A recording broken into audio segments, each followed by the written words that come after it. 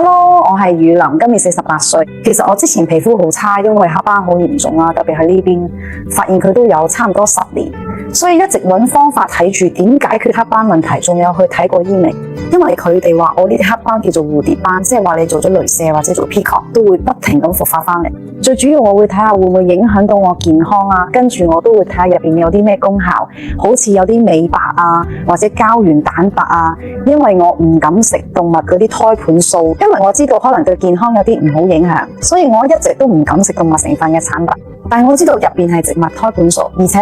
我都有睇過篇文章講植物呢樣嘢，特別係玫瑰花，唔單止可以做保健品，仲可以做護膚品。而且我發現到而家近排好多皮沐浴露啊，或者係皮膚產品咧，都會用大馬士革玫瑰花瓣咁製成。咁所以咧，我發現